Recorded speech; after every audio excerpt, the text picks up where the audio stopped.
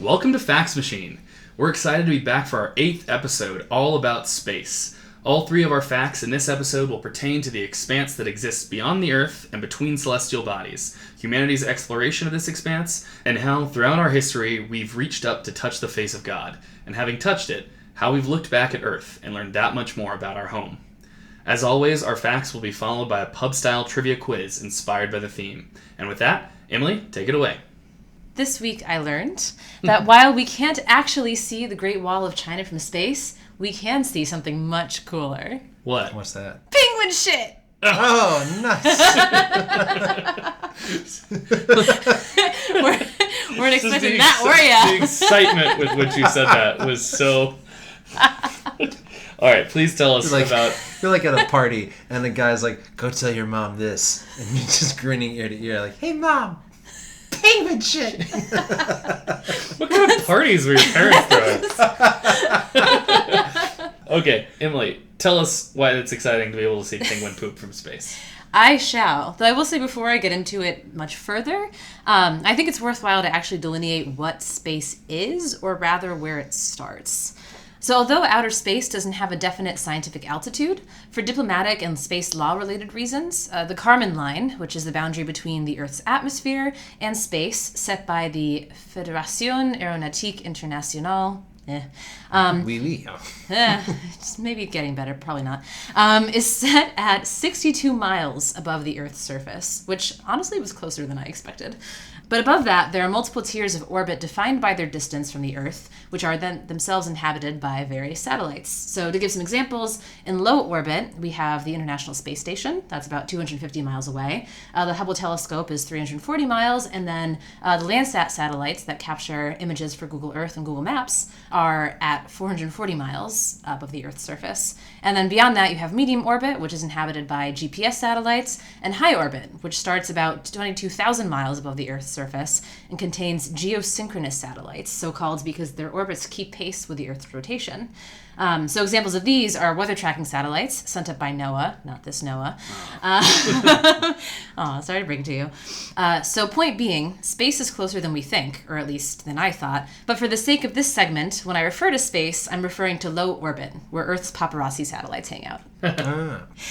So my fact comes from the work of a few groups of scientists who've used satellite images of penguin poop, or guano, if you want to be all fancy about it, to track the migration patterns and monitor population dynamics of various species of penguins. This is possible because, as you'd imagine, their skid marks stand out pretty distinctly against the snowy background. I don't know if that's a fair characterization.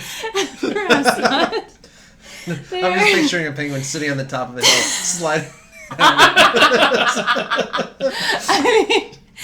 I mean, I haven't researched far enough to know whether that's how it actually goes, but I can't contest it. That's all I'm going to say. It's so much more than skid marks, though, because it's a massive plane of shit. Yeah. Because they're just, there's a lot of them, and the surface is white, and so the contrast is really high. And they just poop everywhere. Yeah, there's actually one species I was reading about about that purposefully does that to kind of increase the temperature of the land they want to occupy and nest within. So, yeah, when you look at pictures of this, it's just swaths of land that are, shit-colored. But what surprised me the most about this is that scientists can actually get a lot of information from these images by noting specific signatures of the poop, so including color, shape, and... They write their name in it, too. These things are gross. Have they no shame? Based on those signatures, scientists have been able to write algorithms that can deduce the penguins' ages, their species, and even identify colonies of related seabirds, like skuas and petrels. So as ridiculous as this sounds, this technology has actually been hugely helpful to conservation efforts, most notably in that it's allowed us to keep an eye on how penguin populations and breeding trends respond to habitat-altering influences like overfishing and climate change. And that sounds really abysmal. But in a spot of good news, one really exciting discovery to come from this technology is that a so-called super colony, so in the span of hundreds to thousands of Adelie penguins, were found on a set of remote islands north of the Antarctic Peninsula this past March. This was exciting because before this, we had seen another colony suffer a mass starvation in the years leading up, so we actually thought that they were going extinct. But we found them. Great. Thanks to this. So Wait, we found them. And this is an anagram of shit. Hey! Nice. Wait, so we found them based on the poop? Yeah. Like the satellites didn't see them getting out of the water, taking the poop, and getting back in? They just saw the poop? Well, the poop sticks around longer. I guess. Yeah. Like, is it like the satellite goes by and they all get out and like, quick, everybody take a shit, and then they jump back in the water? We're stranded on these islands. How do we let them know we're here? Oh, and then they wrote it out like SOS and poop on the island. Must be. Yes, they did actually confirm that there were penguins there and not just a pile of shit by sending in drones, actually. So. Oh. They shouldn't have sent in drones. They should have sent in Imodium. I mean, it's true, though. Like, if they're going to be swimming around a lot, if you ever go scuba diving, you're supposed to take Imodium. Really? Yeah, so you don't poop in the suit. You don't want to come back up. Oh, Yeah. I bet Neil Armstrong did it, too, when he was going out on the moon. And he was like, I really don't want to have to come back in. All right. Definitely hang on to that thought. Yeah. That will return to this. This is what people tune in to learn. Some life hacks from Facts Machine Podcast. So there's some good news. Also, to you guys and to our listeners, if they're interested in this, if you think you'd be a diligent, eagle-eyed, or I guess penguin-eyed, dutiful penguin spotter, you can actually participate in these efforts yourself through the Mapping Application for Penguin Populations and Projected Dynamics, or MAPAPDA for short. Which lets you scan satellite images on Google Earth for these serendipitous marks and find penguins yourself. So you can go to penguinmap.com for more info on this. Penguin map and not crap map app? Missed opportunity. I have a few things on poop, if no one objects. I'm a big fan of the American Museum of Natural History in New York has a Science Cafe, Sci Cafe series. That's the first Wednesday of most months. And I go whenever I can. It's a little happy hour they have in the planetarium.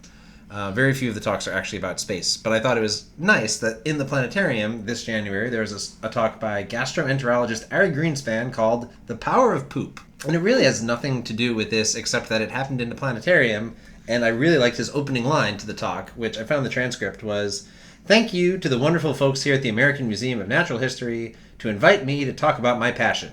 Shit." He continues, "My mother's very proud." And so he goes on to talk about bacteria and fecal transplant, which is a cool another topic about poop. For another day. For another day. On a different podcast. We'll circle back. I had one other cool poop story. And this one actually, this ties in very close to home because close friends who live in New Jersey live in the school district where this headline appeared. The poop thickens. Mystery That's pooper. so stupid. It could have been the plot thickens. It was right there. I mean, Please write in too.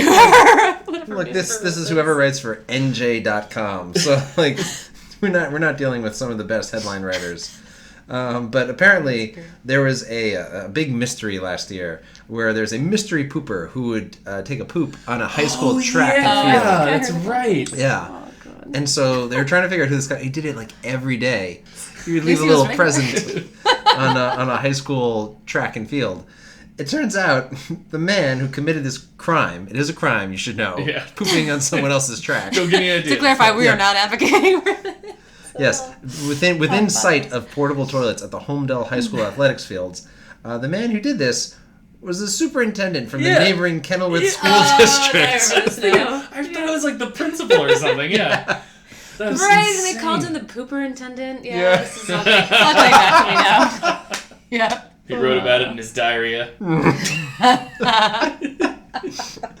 I have one last fact about icy places, and this one actually very far away from Antarctica, but in Siberia. This actually occurred last year. The research was done and published. But there's a group of Russian scientists that goes and takes ice cores out of the ice, and they took one particular ice core that had a bunch of what they thought were the frozen remains of a roundworm, kind of a nematode creature that lived 42,000 years ago. And so this lab went through their normal protocol and defrosted the roundworms that had numerous samples in it. And to their shock, in this sample from the Pleistocene epoch, 2 worms woke up. What? Yeah. So, Oh my god. an estimated age between crazy. like 37 and 45,000 years old. These 2 worms, as far as I can tell, are still alive in Russia, and they are the oldest multicellular organisms on Earth. And it's just Well, I doubt they're still alive if it happened last year. That's true. They don't live all that long. I actually have an inside track on this knowledge because actually, I mean, it's nothing like 40,000 years or whatever, but we routinely, nematodes in a laboratory, you can freeze them just to store them and then thaw them. So that is something that they can definitely do is be frozen and then thawed. So it's, maybe it isn't that interesting and you shouldn't have said it. Wow.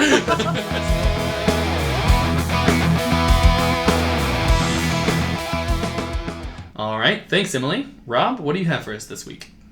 So this week I learned that a European Space Agency mission named JUICE, which stands for the Jupiter Icy Moon Explorer, is going to explore Jupiter's moon Europa to explore the particular region, the Connemara Chaos, because every feature on this Greek-named moon circulating a Roman-named planet is named after Celtic myths. So I thought this was just a really interesting case of nomenclature gone just horribly, like, why? The name itself, the Connemara Chaos, is named after the rugged hills of Galway in Ireland, and there are these icy rafts on the moon Europa. Europa is one of the, what we call the Galilean moons of Jupiter, and so it was one of the 4 moons discovered in the time of Galileo.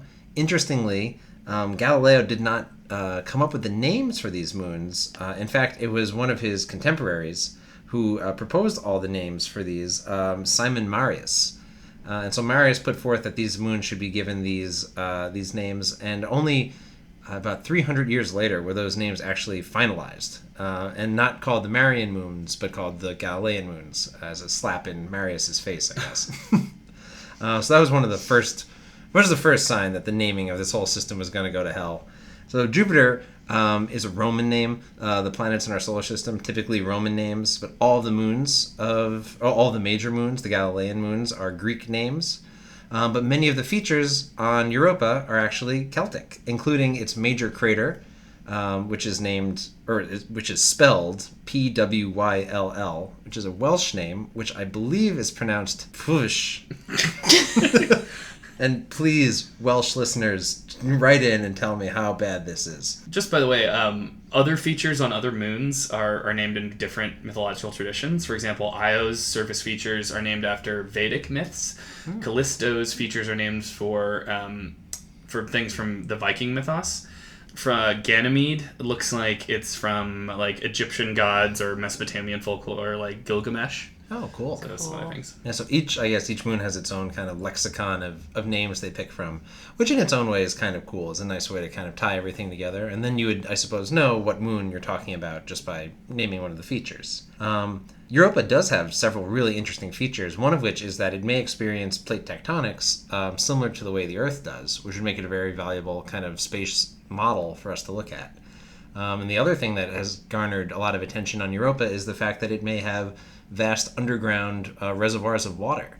Even though the moon is well below freezing, or the water molecules interacting with other chemicals behave in a very interesting way. So as a chemical and kind of physical model, Europa has a lot that it could teach us. Yeah, this is really cool. And to learn more about your fact, Rob, I got in touch with friend of the podcast and badass space genius Jessica Noviello from an earlier episode, because she is a planetary scientist who happens to study, wait for it, Icy Chaos on Europa. Oh. Wow. Yeah, this is a big coincidence. And I asked her why Icy Chaos is interesting, and she told me several things.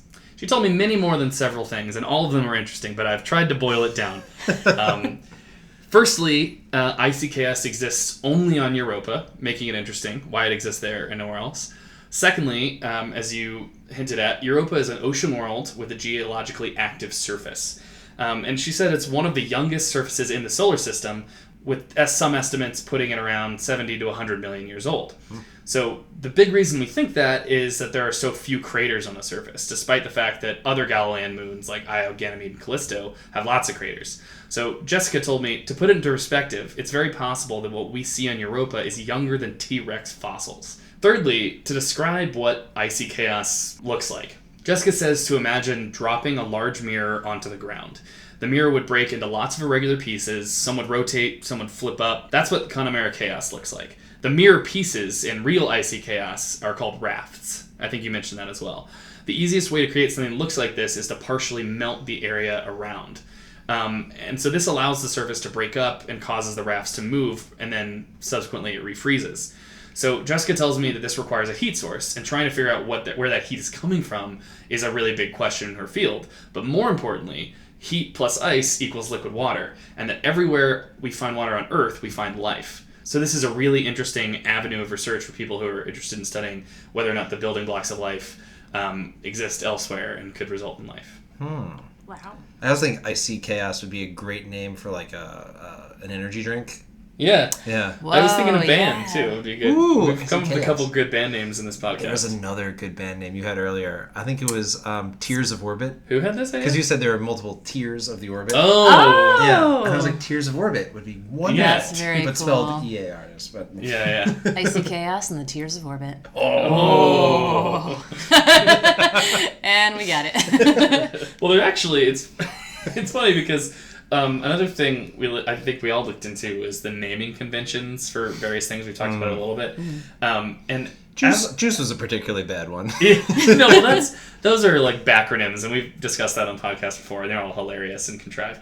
But I mean, like, on various moons and planets, the basically surface features are all named different things according to different conventions. As we were just talking about certain space-related terms that we think would sound like good bands, I looked down to my list of, like, Pluto region names, and I just realized that so many of them are really good. Like, for example, on Pluto... Why do I keep saying that Pluto so weird? I don't know. Pluto. On Pluto, there's a place known as the Cthulhu Macula. Whoa. What? Shut up. And Cthulhu is this, like, weird god-like figure from an H.P. Lovecraft story. So I was just thinking, as you were saying that, a band name could be H.P. Lovecraft and the Cthulhu Macula. That's Oh, amazing. that's sick. Wait, is macula mean something besides the region in the eye that is really, really focused? Yeah, I think it's sort of like a dark region. Oh, okay. I don't know. I'm not exactly That sure. would I'm make sure there's a sense. connection between those two terms. I bet it's that macula has been used to describe both of them independently. I don't think Yeah, that they're saying okay. this is an eye. Although maybe, I'm not sure. Charon, Pluto's moon, also has a region named the Mordor Macula. Oh, that's sick. Yeah. And Pluto, of course, also has interesting place names that don't ascribe to any of the other sort of normal naming conventions. Like there's a Sputnik Planitia, and then a Tombaugh region, basically, named after Pluto's discoverer Clyde Tombaugh, who we've talked about on the podcast before. Friend of the pod, yeah. Yeah. Friend of the podcast, Clyde Tombaugh. Yeah. Related to that, I was also looking at other interesting naming conventions for planets and their associated bodies. And actually, the moons of Uranus are named after Shakespeare characters, Oh. which I thought was pretty neat. So the first two to be discovered were named Oberon and Titania, both from Midsummer Night's Dream. And then the tradition was carried forward, and now subsequent moons have names like Ophelia, Desdemona, Juliet. I just thought that was kind of neat. Yeah, I found just one account that I thought was kind of funny about Irish names in general, which was that the spelling of Irish names was really poor throughout history. But apparently there was a family of 6, and all 6 were buried in the same cemetery, and they were the McEnany family, and all of their relatives, as they were buried, spelled their last name differently on the tombstone. So there are 5 different spellings of McEnany, and one that just says bird. because they believed incorrectly that the name was like some dialect for bird, which it is not. Like, oh, that was a bird sound? Spelling definitely not the strong suit. So I looked a little bit also into generally naming conventions for celestial objects that don't follow any rules, as you were describing. And apparently the naming of minor planets, so small orbiting bodies like dwarf planets and asteroids, is a complete free-for-all, as far as I can tell. So there are a limited set of rules that you have to conform to. Basically, when an asteroid is discovered, it's first given a 5-number ID that's derived from the year of its discovery, and then 2 other numbers. And then once confirmed that it has an orbit, so it's a real minor planet, the discoverer has 10 years to pick a name and get it approved by a panel of judges at the International Astronomical Union's Minor Planet Center. So the guidelines they have to follow are actually pretty lax. They can at most be 16 characters, ideally 1 word, nothing offensive or impossible to pronounce. I found this kind of interesting. You can't name minor planets after politicians or military personnel unless 100 years have passed since their death or whatever war they were in. So I assume given concerns of their legacy changing over time. And also pet names are strongly discouraged, though as you'll see, they weren't necessarily avoided. So as you can imagine, names of these minor planets come from all sorts of sources then. Real people, fictional people, artists, authors, scientists, entertainers, contest winners, high school teachers, you name it. Literally, you name it. So some of my favorites that I encountered, just in combing through a few lists. So 12818 Tom Hanks and 8353 Meg Ryan are both asteroids who appropriately had a near meet cute when they both made their closest ever approach to the Earth in the same month in 2011, spurring headlines like "You've Got Asteroid" and "Sleepless in Space." Another one that I liked a lot was 2309 Mr. Spock, which wasn't actually named after the character, but rather after the discoverer's cat, who, per the Minor Planet Center newsletter... Per Minor Planet. So the newsletter was imperturbable, logical, intelligent, and had pointed ears, much like Mr. Spock. And my personal favorite that I encountered, this might be relegated to musical theater nerds, but that's okay. Asteroid 24601, appropriately named Valjean. Yeah, Jean Valjean. Closing note, we named a star after the principal I had in kindergarten. He retired and when I was in first grade, and we named a star after him. So Thomas Cleary is some 5-digit star up there. Aww. Cool. So to you, Mr. Cleary, wherever you may be. Among the stars. He was dead. He's alive. All right, thanks, Rob. Now it's my turn. This week I learned that Buzz Aldrin became the first person to imbibe alcohol on another planetary body when he took communion after touching down on the moon. Amen. Yeah. So the story goes, on Sunday, July 20th, 1969, Apollo 11's Eagle lunar module touched down on the moon. And instead of bounding right out the door like they wanted to do, Houston actually asked them to hold off to do checks or whatever they do. And as Buzz wrote in his 2009 book, Magnificent Desolation, quote, landing on the moon is not quite the same thing as arriving at grandmother's for Thanksgiving. You don't hop out of the lunar module the moment the engine stops and yell, "We're here, we're here." I mean, I would, but they would not be able to stop me, and that's why they won't send me to space. As it was Sunday, Buzz, a devout Christian, decided it was the right moment to take communion. He ate the bread, drank the wine, and read from the Bible silently to himself, and of this moment of meaningful peace, appropriately located in the sea of tranquility, he wrote, quote, "Perhaps, if I had to do it over again, I would not choose to celebrate communion. But at the time, I could think of no better way to acknowledge the enormity of the Apollo 11 experience than by giving thanks to God. It was my hope that people would keep the whole event in their minds and see, beyond minor details and technical achievements, a deeper meaning, a challenge, and the human need to explore whatever is above us, below us, or out there." Wow. Yeah, I thought it was really amazing. That's beautiful. Yeah. Yeah. So I have a fun fact that also there was a signed message from Pope Paul VI that was included among many kind of statements and written testaments from world leaders that was put on a silicon disc in the Apollo 11 mission. And so that was placed on the moon. Following the mission, a man named Bishop William Borders, I think that name is particularly fitting. He was the bishop of the Roman Catholic Diocese of Orlando. He wrote to the Pope, citing the 1917 Code of Canon Law, saying that since the the Apollo mission left from Cape Kennedy, the moon was under the the direct kind of ordinance of the Diocese of Orlando. Wow. And so therefore he's the Bishop of the Moon. That's church law working in your favor. Yeah. I couldn't find if he got a response or if that's actually true. To whatever degree it could be true. But that's the religious claim of the moon, is that it's in the Catholic district of Orlando.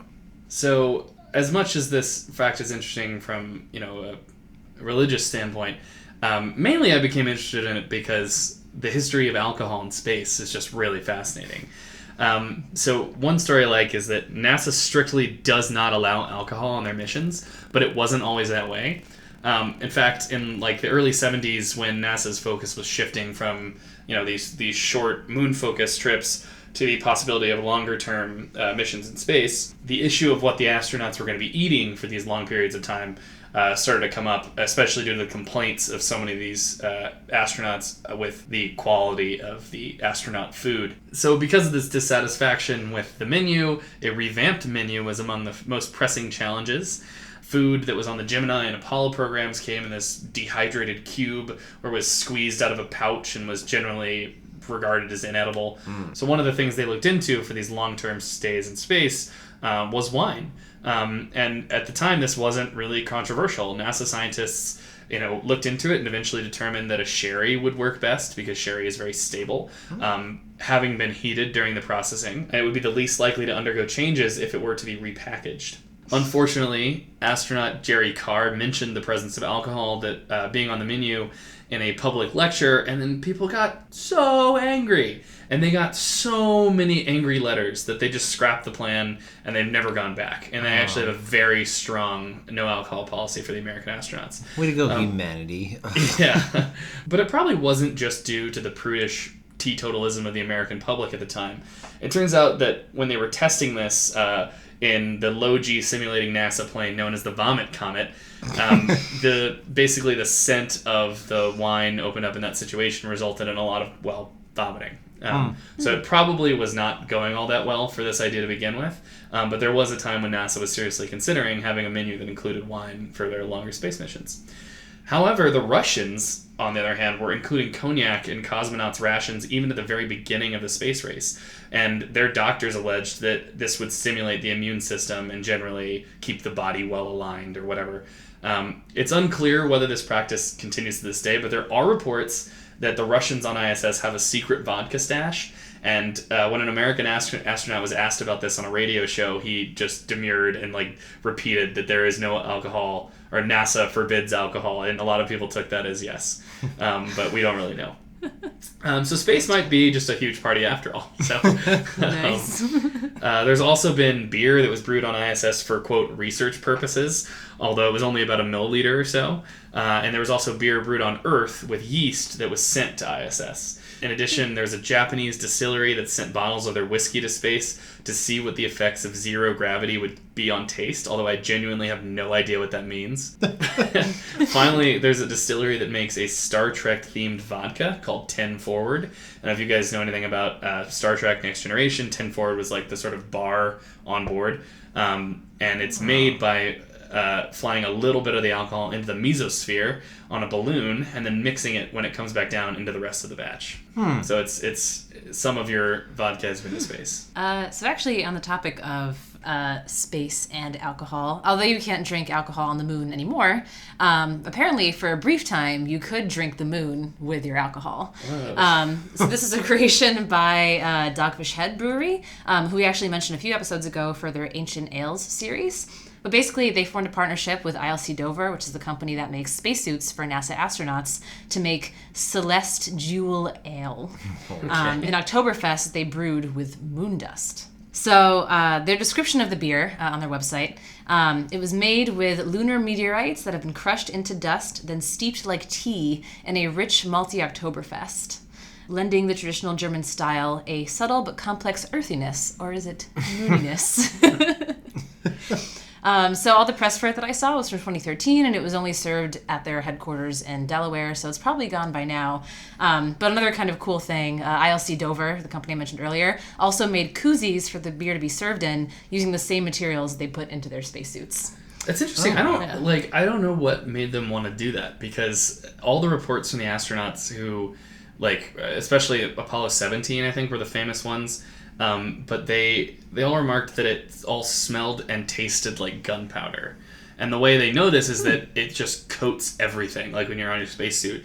There's all these pictures of the astronauts with the, the white spacesuits that look just gray and black because they're just coated with this, fine abrasive moon dust. And that when you take, off the stuff back in the capsule, that it's just everywhere. You could smell it. There's a really strong smell of gunpowder, and you get it in your mouth. And I think there was at least one who didn't eat it inadvertently, actually had some of it and said it tasted like gunpowder, which made me kind of wonder how he knew what that tasted like. But I don't know why anyone would want to put that into a beer. I know Dogfish Head is famous for their really interesting beers, as we've talked about before. So the description of the taste, also from their website at the time, is that it tasted of a doughy malt, toasted bread, subtle caramel, and a light herbal bitterness. Yeah, but all those things so that actually sounds beer. pretty nice. Yeah. The beer could taste like that without the moon dust. And tasted. I mean, I guess I read the moon dust gave it that little bit of bitterness, sort of. I don't buy it. They might have steeped it for 10 seconds. Who knows? But point being, you are drinking something that once had moon dust. It sounds like really this beer was just a delivery mechanism to get moon dust inside you as quickly as possible, which I just still do not understand the motivation. All right, and with that, it's time for our quiz. So let's start with a quick warm-up. Question 1. What is the closest galaxy to Earth? We're in the Milky Way, but then the next one would probably be Andromeda. Correct. The answer is the Milky Way, not Andromeda, because we're in the Milky Way. Oh, wait, you said that. Okay. Covering my bases. It was just a practiced question to get you guys in the right mindset. Don't get all fancy. Don't get all fancy. You need to answer the question I'm asking, which is, what is the closest galaxy to Earth? You've covered that it's the Milky Way, of course. However, the closest galaxy to our galaxy is Andromeda, which is actually very bright, and it's visible to the naked eye on moonless nights, even in areas with moderate light pollution. It is in the constellation Andromeda, appropriately, whose namesake is notable in Greek mythology for being chained to a rock so that she would be eaten by a sea monster. Question 2. How many officially recognized dwarf planets are there in our solar system? Interesting. So a dwarf planet is not an exoplanet. It's its own... I think it's just Pluto. I think there were more, because there was Eris, which was the one that was in 2006 or something, that they thought it was going to be an actual planet, and they were just like, nope, it's a dwarf planet. Oh, is it? Just kidding. So I'll tell you, so Pluto is one, Eris is another. Eris has an even larger mass than Pluto. Oh, okay. And that was one of the things that precipitated the whole reclassification, because they were they had already found a lot of things that were on the same sort of general scale of Pluto, and then they found one that was bigger, and they were like, whoa, hold on. Not to mention that Pluto is dwarfed by the size of our moon. Yeah. So it's very small. It's little. Yeah. Okay, so at least 2. Yeah. There are 5. Okay. Is that the answer? There are 5. Yeah. I meant to say, we're not I meant to say there. 2 or greater, so we were right. Yeah, so the answer was 2 or greater, as you said. It's 5. And in a sense that you are right, because basically they are Ceres, Pluto, Haumea, Makemake, and Eris. Makemake? Yeah. Nice. I like that one. Yeah. So Pluto and Ceres... Pluto and Ceres are the only ones that have been observed directly, and so technically are the only ones that we can absolutely confirm, based on the variety of characteristics of a dwarf planet that need to be met in order for it to be classified as such, that I didn't totally understand, but you're just going to take my word for it. Haumea and Makemake and Eris have only been observed from really, really far away, and that appear to have the characteristics of these, but we haven't directly observed them. So they are officially categorized as such. So the answer is 2 or more. Yeah. So you got it. Yeah. Cool. However, the discoverer of Eris, Mike Brown, criticizes this list of 5, stating that a reasonable person might think that this means that there are 5 known objects in the solar system which fit in the IAU definition of dwarf planet, but this reasonable person would be nowhere close to correct. He maintains a list of 952 objects ranging from, quote, nearly certain to, quote, possible dwarf planets, and estimates of how many dwarf planets we will find when we explore the whole solar system are as high as 10,000, which really makes you think there's a whole lot of stuff in our neighborhood. Wow. Question 3. How long does it take light to travel from the sun to the Earth? I will let you choose your own plus or minus wiggle room. Okay. I believe it's 7 minutes plus or minus 30 seconds. But I give you the option to adjust our window. Sure. What's your final answer? 7 minutes plus or minus like a minute window. No. Aww. No, the answer is 8.3 minutes. Damn it. So you elected for between 6 and 8 minutes inclusive, and you were just 0.3 minutes off the right answer of 8.3 minutes. This distance is defined as 1 astronomical unit. Maybe I should have started with an easier one, like, how long does it take for light to travel 1 light year? All right, sir. All right. Settle down. Before we move on, here's a quote about light from the novelist Terry Pratchett. Light thinks it travels faster than anything else, but it is wrong. No matter how fast light travels, it finds the darkness has always got there first and is waiting for it. Ooh. Cool. Question 4. What is the difference between a meteoroid, a meteor, and a meteorite? Well, one is really buff. You're void. It has to do with the state of entry into the atmosphere, I think. On the right path. Let's see. Okay. So meteor is in Right, space. meteorites have crashed to Earth, I think. That part is right. Okay. Yes.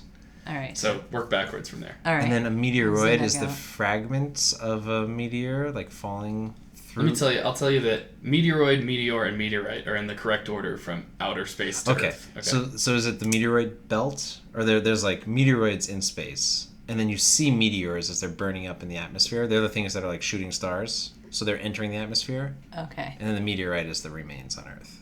Okay. Right. Yeah. So a meteoroid, as you intimated, is a small rock or particle in orbit around the sun. If a meteoroid enters the Earth's atmosphere, it vaporizes, it becomes a meteor, which is often called a shooting star. Okay. And finally, a meteorite is formed when a small asteroid or large meteoroid survives the fiery passage through Earth's atmosphere and lands on Earth's surface. It is then a meteorite. All right, so the next half of the quiz is going to focus on astronauts and their stories. Ooh, okay. All right. So, Two-parter. starting off, question 5. We all know about Laika, the Soviet space dog, or as I call her, a Posmonaut. Laika became the first animal to orbit the Earth, but can you name the type of animal that became the first to circle the moon? Ooh. So I know a monkey was also sent up. Yeah, that seems like an erratic path. And I would think that this is an Apollo 13 question, because they had to orbit the moon to slingshot back to Earth, and I think it's a human. I mean, I just can't imagine. Would we have bothered to send a worm up to orbit the moon and then come back? Yeah, I can't imagine. So I guess, right, so you don't think that it would be an unmanned mission? I feel like Okay. you might need to steer a little bit to accomplish that. Fair. Yeah, we're going to say human? Sure. Wrong. The answer is either turtles, wine flies, or Ew. worms. Oh! Specifically mealworms. Stupid Um, worms. Also on this were sent plants, seeds, bacteria, and other, quote, living matter, which has never been specified. Wow. So what happened, the main one was the turtles, 2 steppe turtles from Russia. So they went up on the Soviet Zond 5 spacecraft, which became the first spacecraft to circle the moon and return to Earth in September 1968.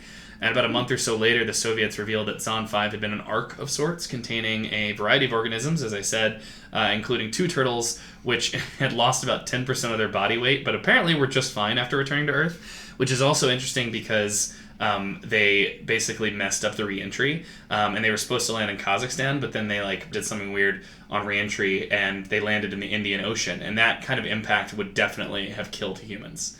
But the turtles were totally fine, along with the flies and the mealworms and the plants and seeds and bacteria. Everybody survived. They wanted to see what would happen to animals in this kind of flight, particularly because of the radiation they might experience. And so there were also stay-at-home control turtles for comparison. Not unlike the Scott Kelly and Matt Kelly, the twins were one of them stayed in space for a year. So they were the space turtle and stay-at-home turtle of today. And as space historian Amy Shira Teitel writes, quote, "The first living beings to see an Earthrise from the moon were communist turtles." There's so much in that sentence. Question 6. In 2012, Canadian astronaut Chris Hadfield became the first person to do what in space? Play guitar? You're on the right track. Okay. Record a video of him playing guitar? I'm going to say that's close enough to be right. Okay. So the answer is to record a song. Oh, and that song was called Jewel in the Night. It was using a guitar that had previously been brought to the ISS. So that was the first song ever recorded in space. In 2013, he recorded a version of David Bowie's Space Oddity, which actually prompted a piece in The Economist analyzing the legality of publicly performing a copyrighted work while in Earth orbit. Oh my god. Oh, wow. Turns out it's very complicated. But he actually asked permission, and it was all set up beforehand, and actually it was a collaboration with one of Bowie's bandmates. So it was all above board. But it actually is a complicated issue if you want to read that Economist piece.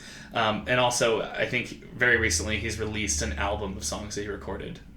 Question 7. While on the surface of the moon, unaware that they could be heard back on Earth, Apollo 16 astronaut John Young complained profanely to crewmate Charlie Duke about what? What would you complain about? The issues that you would have. I'm hungry. I'm thirsty. It's dark. I miss my dog. Rob, can you focus on the quiz, please?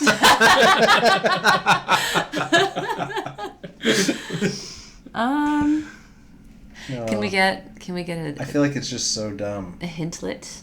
A baby hint? I've got to take a shit. I feel like that's it. That is it. It wasn't quite that, but it was his epic flatulence. And remember earlier, not just in the quiz right there, but when you said Neil Armstrong probably needed Imodium. Yeah. I said this will come back didn't later. hear that as an And then you guys mentioned it during trying to answer the question. So essentially, during Apollo 15, 2 astronauts had suffered from irregular heartbeats due to an insufficiency of potassium. So NASA sent Apollo 16 up with potassium-fortified citrus drinks that they were instructed to pound. The transcript reads hilariously as follows. Young, I have the farts again. I got them again, Charlie. I don't know what the hell gives them to me. I mean, I haven't eaten this much citrus fruit in 20 years. And I'll tell you one thing, in another 12 fucking days, I ain't never eaten any more. At which point, Houston radios in and says, "Okay, John, we have a hot mic." And John Young says, "How long have we had that?" Oh my god. I have the parts again. I got them again, Charlie.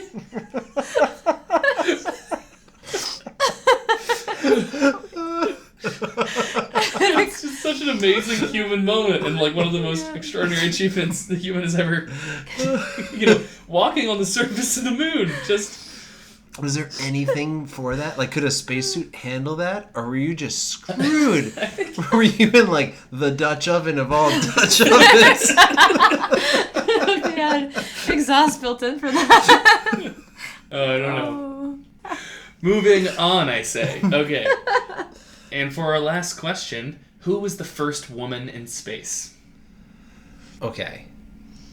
Her first name... in space. Her first name is Valentina. I think it's a cosmonaut. I'm not going to pull his last name, but you can make up a Russian-sounding last name.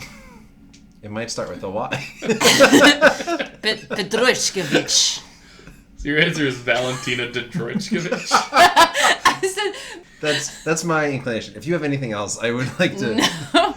You gave the correct first name. I made up a Russian surname. For our last question, what was the first name of the first woman in space? Yes, Valentina. The answer is Valentina. Her full name is Valentina Tereshkova. Tereshkova. Yes, okay. and so... Potato. What? Petroskevich, Tereshkova, whatever. In 1963, the Soviet cosmonaut Valentina Tereshkova became the first woman in space and remains the youngest woman to go to space at 26 years old. Damn. And is the only woman to have made a solo space flight. All this 20 years before the U.S. sent their first woman astronaut, Sally Ride, into space, who didn't even get to be the first person to fly to space twice because the Soviets had already sent Svetlana Savitskaya in 1982 and 1984. To be fair on the U.S., 47 out of the 61 women who have ever been to space were American. And since their first two, the Russians have only ever sent 2 more. And the last 2 NASA astronaut classes in 2013 and 2017 have been exactly or very nearly gender equal, with 4 out of 8 and 5 out of 12 women respectively. And these classes will be eligible to become the first to travel to Mars. And quite pleasingly, the name given to the 2017 class, the Turtles. Hey! Yay! That's like great. Yeah. all of that's just great. Cool. So, as we end this episode all about space, I leave you with the last words spoken by a human on the moon. Gene Cernan, commander of the Apollo 17 mission, said, quote, "And, as we leave the moon at Taurus Littrow, we leave as we came, and God willing as we shall return, with peace and hope for all mankind." And then, according to Cernan, he said, "All right, let's get this mother out of here." And with that, that's our show. Thanks again to Jessica Noviello. You can find out more about her work on Europa's Icy Chaos, as well as her ongoing efforts to educate the public about space stuff and dinosaurs, on her Twitter at Jessica Noviello. And don't forget to get in touch with us to let us know what you think and to share your own facts with us on Instagram and Twitter at Facts Machine Pod and on Facebook at Facts Machine Podcast. Until next time.